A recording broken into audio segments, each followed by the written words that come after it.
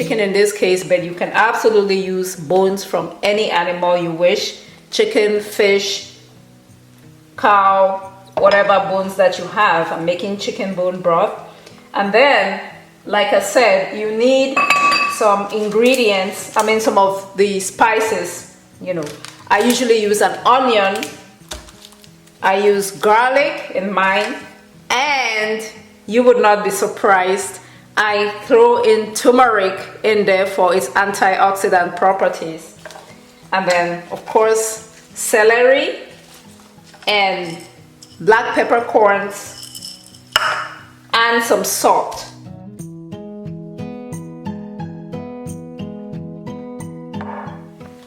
I'm using my instant pot to cook the bone broth.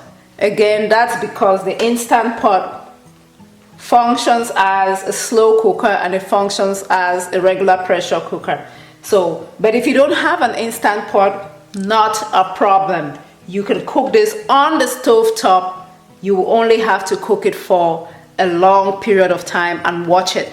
So you have to make sure you're home that day, maybe just doing some cleaning, whatever, because it cooks for a very, very long time. Or you can cook this in a slow cooker as well, like a crock pot. That way you can set it and forget it.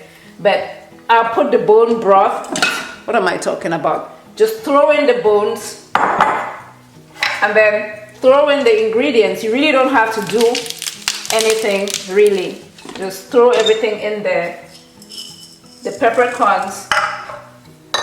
And then I'll put salt. I wash this. If you notice, I touched the chicken with it, so I washed it to prevent contamination. So I put about a tablespoon of salt.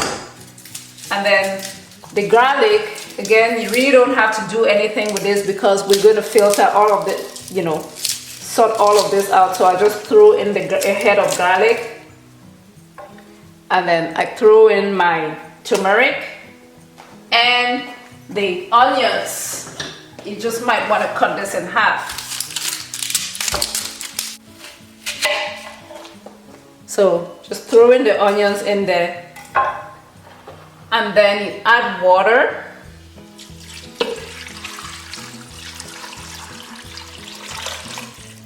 All right.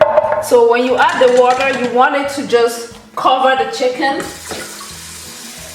So you just add enough water to cover the chicken because we want that gelatin to form.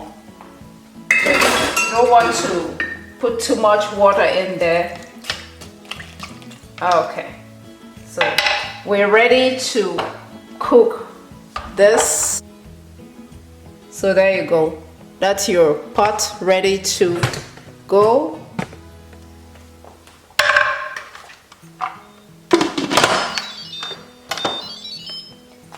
And in the instant pot, I just put this, I set it on manual and I set the timing for about 100 minutes, which I just do 99.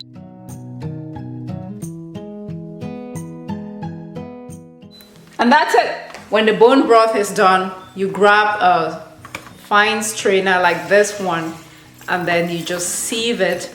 You let the bone broth cool off, and when it does, so any fat that was in there is gonna rise up to the top.